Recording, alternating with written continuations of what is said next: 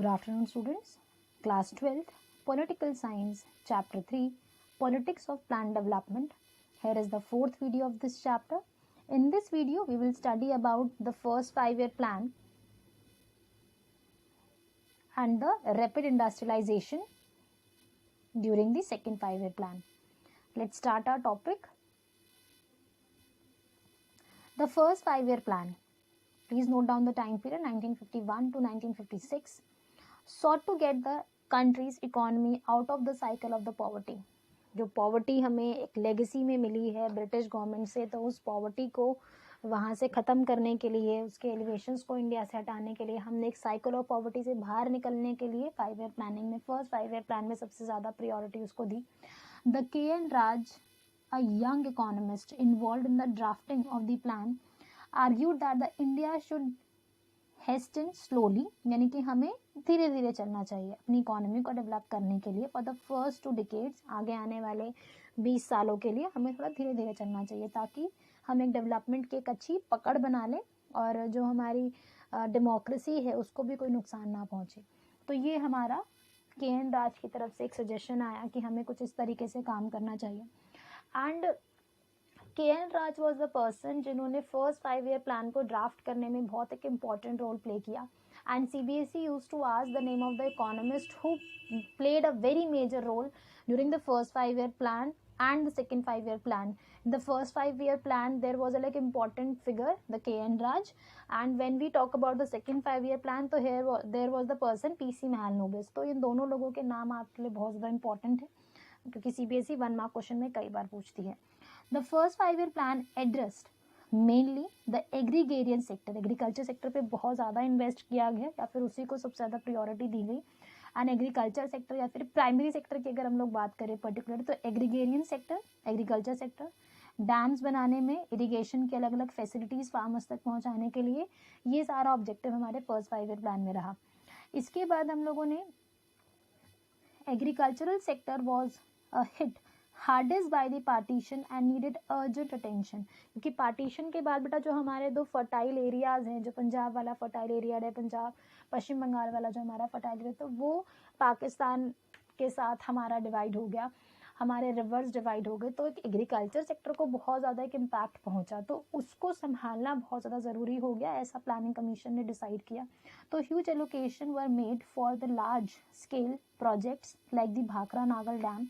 हिमाचल प्रदेश के अंदर डैम बनाया गया सतलुज रिवर के ऊपर ताकि उस पर्टिकुलर रीजन के जो फार्मर्स हैं उन्हें वाटर सप्लाई प्रॉपरली मिलता रहे.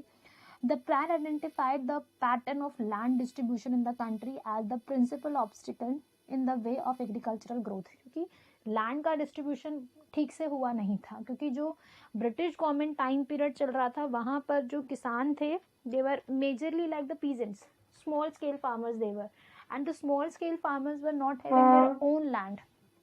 ठीक है, ये सबसे बड़ा प्रॉब्लम है हमारे साथ, या उस टाइम पीरियड पे सबसे बड़ा प्रॉब्लम हमारे लिए रहा.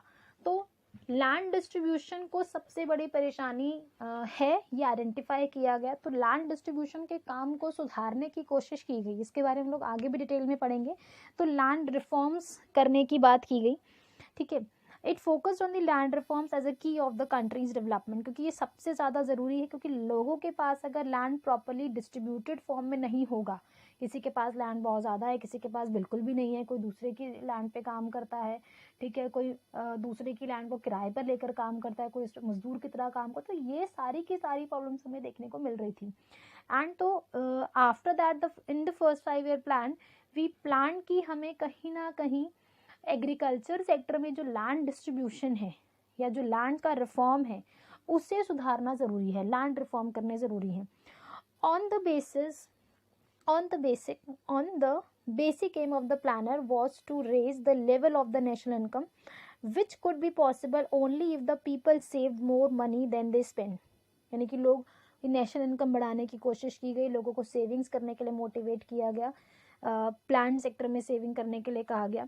As the basic level of spending was very low in 1950. लोग खर्च ही नहीं करते थे, पैसा संभाल के रखते थे. इकोनॉमी में पैसा फ्लो ही नहीं हो रहा है, तो लोग पैसा भी फ्लो करें, चाहे वो लाइक बैंक्स में सेव करें, एटलीस्ट सरकार को दिखे तो सही, हाँ भैया लोगों के पास पैसा है, आपके घर में अगर आप छुपा के रखोगे गड्ढा करके तो वो तो किसी को पता नहीं चलेगा, ठीक है। तो वो चीज़ एक मतलब एक सेक्टर हमें इन्वॉल्वमेंट देना था कि भैया पैसा पता चले कि कहाँ पर है।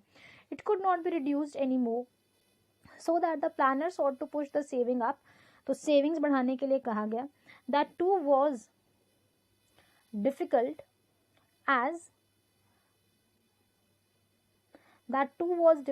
as the total capital stock in the country was rather low compared to the total number of employable people, यानी कि जो पैसा है उतना हमारे पास, यानी कि जितने लोग एम्प्लॉयड हैं उसके बेसिस पर हमारे पास टोटल कैपिटल नहीं दिखता। And nevertheless the people saving did raise in the first phase of the plan process until the end of the third 5 year plan. तो कुछ हद तक हमने इसमें सुधारने की कोशिश की फर्स्ट 5 ईयर प्लान से लेके थर्ड 5 ईयर प्लान तक, यानी कि 1951 से लेके 1966 तक कुछ हद तक सिचुएशन को संभालने की कोशिश की गई। After this the third 5 year plan, but the raise was not spectacular as the expectation at the beginning। obviously बेटा देखो जितना हम प्लान करते हैं उतना तो हमारे पास, मतलब फर्स्ट 5 ईयर प्लान में हमने बहुत बड़ा बड़ा प्लान किया बट वो सब चीज़ें अचीव नहीं कर पाए। बट ऐसे नहीं कि बिल्कुल भी अचीव नहीं किया, बट उतने अच्छे रिजल्ट्स हमें नहीं मिले जितने अच्छे हमने प्लानिंग की थी।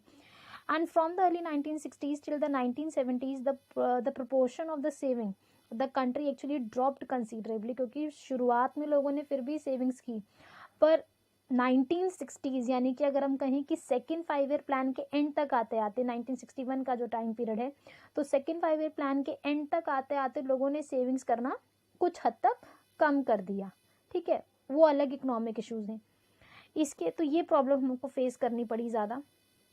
नेक्स्ट अगर हम लोग बात करें रैपिड इंडस्ट्रियलाइजेशन के बारे में, तो second 5 year plan stressed over the heavy industries, big industries पर इन्वेस्टमेंट करने के लिए सेकेंड 5 ईयर प्लान में इनिशिएटिव लिया गया। It was drafted by the team of the economist and the planners under the leadership of the PC Mahalanobis. If the first plan preached patience, यानी कि first 5 plan के अंदर बहुत धीरे धीरे शांति से संभलते हुए काम किया, ठीक है। यानी कि फर्स्ट में तो हर एक कदम फूक फूक के रख रहे हैं, क्योंकि भैया हमें अपनी जो डेमोक्रेसी है उसको भी एंडेंजर नहीं करना। सेकेंड 5 ईयर प्लान के अंदर हमने तो भैया घोड़े वाली स्पीड पकड़ ली है कि भैया हमें अब डेवलपमेंट करना है कुछ भी कीमत पर, तो हमने इंडस्ट्रीज़ को पकड़ा कि भैया अब हमें अपना डेवलपमेंट करना है, स्पीड ज़्यादा होगी और क्विक ट्रांसफॉर्मेशन चाहिए हमें, ठीक है। And the second wanted to bring about the quick structural transformations by the making changes simultaneously in the possible direction, कि हमने सिस्टम को बदलकर कुछ हद तक पॉसिबल जितने भी ज़्यादा स्ट्रक्चरल चेंजेस किए जा सकते हैं वो सब चीज़ें हम लोग चेंजेस करें। And before this plan was finalize the Congress party at this session held at the Avadi Madras city के अंदर एक कांग्रेस का सेशन हो चुका था, जिसके अंदर कांग्रेस पार्टी ने डिसाइड कर लिया कि हमारी अप्रोच सोशलिस्ट रहेगी और बाद में उसे गवर्नमेंट के अंदर इम्प्लीमेंट करवा देगी। गवर्नमेंट कांग्रेस की है तो आपस में उसको बाद में इम्प्लीमेंट करवा दिया गया और सेकेंड 5 ईयर प्लान के अंदर एक सोशलिस्ट प्लान वाली चीज़ें हमें कुछ हद तक दिखने लगी। The government impose a substantial tariffs on the imports in order to protect the domestic industries. Tariffs मतलब टैक्सेस लगाने शुरू किए कि बाहर के देश से जो भी सामान हम मंगाते हैं किसी भी तरीके से मंगाएं उसके ऊपर टैक्स बढ़ा दो। टैक्स क्या होगा, जो इम्पोर्टेड गुड्स हैं वो महंगी हो जाएंगी, लोग खरीदना कम कर देंगे या बंद कर देंगे, और जो इंडिया का जो लोकल स्टफ है जो डोमेस्टिक गुड्स हैं उसको लोग ज़्यादा खरीदेंगे तो उसका प्रमोशन होगा, ठीक है। And such protected environment helped both public and the private sector industries to grow as saving and investment were growing. In this period, a bulk of these industries like electricity, railways, steel, like machineries, communication could be developed in the public sector. तो public sector के अंदर ये सारी चीज़ें यानी कि सरकार के साथ मिलकर इनको डेवलप करवाया जा सकता था, ये चीज़ें फाइनल कर ली गई। Indeed, such a push of the industrialization marked a turning point in India's development। तो एक टर्निंग पॉइंट क्यों, क्योंकि एक पॉजिटिव ग्रोथ की हमें या फिर एक स्पीड अप होने की इमेज हमें लगने लगी कि हाँ यार अब कुछ सरकार मिलकर हमारी इकोनॉमी को ग्रो करने के लिए अच्छा पॉजिटिव इम्पैक्ट हमें मिलने वाला है। हम इंडस्ट्रीज पर फोकस कर रहे हैं अब लोग।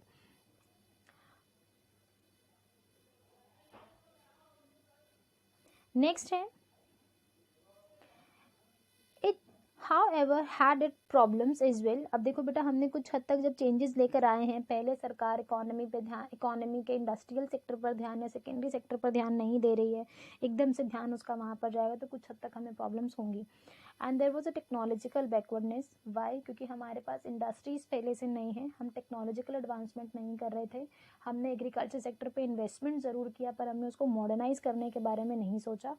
पर वो सब चीज़ें अलग अलग तरीके से हमें देखने को मिली। हमने इंडस्ट्री सेटअप करने की बात की, पर टेक्नोलॉजिकल एडवांसमेंट हमारे पास नहीं था, ये सबसे बड़ा प्रॉब्लम था। So it had to spend the precious foreign exchange to buy the technology from the global market. That apart, as industry attracted more investment than the agriculture, the possibility of food shortage loomed large। तो problem क्या है? आपने पैसा industries पर लगाने की planning कर ली है, आपने इंडस्ट्रीज पर पैसा लगाने की प्लानिंग की, पर टेक्नोलॉजी तो है नहीं। अब आप कह रहे हो कि भैया बाहर से भी हम सामान नहीं मंगाएंगे, फॉरेन एक्सचेंज आपने कहाँ खर्च कर दिया? टेक्नोलॉजी मंगाने में। अब जब आपने पैसा सरकार को एग्रीकल्चर सेक्टर पर लगाने के लिए भी नहीं दिया, तो हमारे पास तो रॉ मटेरियल भी नहीं है इंडस्ट्रीज़ को देने के लिए। या तो तुम बढ़ती जनसंख्या को खाना खिला लो, या फिर इंडस्ट्रीज़ के साथ तुम उसको as a raw material use कर लो। दोनों चीज़ें तो एक साथ हो नहीं पाएंगी, तो कुछ हद तक हमें प्रॉब्लम्स फेस करनी पड़ी। And the Indian planners found balancing the industry and the agriculture really difficult। तो ये बहुत ज़्यादा प्रॉब्लम हमें फेस करनी पड़ी कि हम लोग एग्रीकल्चर सेक्टर को, इतना पैसा नहीं था, मेन प्रॉब्लम ये एग्रीकल्चर सेक्टर को और इंडस्ट्रीज़ को किस तरीके से बैलेंस करें, ये नहीं हो रहा था क्योंकि पैसा नहीं है हमारे पास। The third plan was not significantly different from the second. ज़्यादा चेंजेस लेकर आए नहीं गए।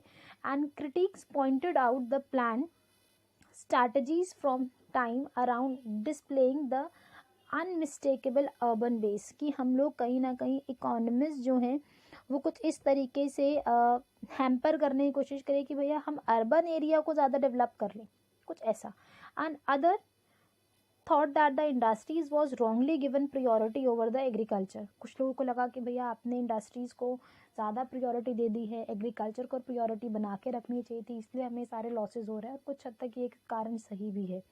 And there was also those who wanted focus on the agriculture related industries rather than the heavy ones. कुछ लोग ये कह रहे हैं कि भैया आपको इंडस्ट्रीज़ पर फोकस करके आपने गलती की, कुछ लोग कह रहे हैं कि आपने अच्छा किया, आपने इंडस्ट्रीज़ पर फोकस किया। पर लोगों का मानना ये है कि भैया आपने इंडस्ट्रीज़ पर तो फोकस करो, पर ज़्यादा हैवी इंडस्ट्रीज़ पर फोकस मत करो, वो इंडस्ट्रीज़ पर फोकस करो जो एग्रीकल्चर सेक्टर से चल जाएंगी। तो ये प्रॉब्लम हमें कुछ हद तक फेस करने को मिली। नेक्स्ट वीडियो में बेटा हम लोग सबसे पहले तो एक केरला का मॉडल पढ़ेंगे, जिसमें हम डिसेंट्रलाइज प्लानिंग किस तरीके से की गई, उसके आउटकम्स पॉजिटिव रहे, नेगेटिव रहे, जो भी थे हम लोग बात करेंगे। और ये जो फर्स्ट 5 ईयर प्लान और सेकेंड 5 ईयर प्लान के अंदर हम लोग ये जो कंट्रोवर्सी पढ़ रहे हैं दोनों के बीच की, उसके बारे में बात करेंगे।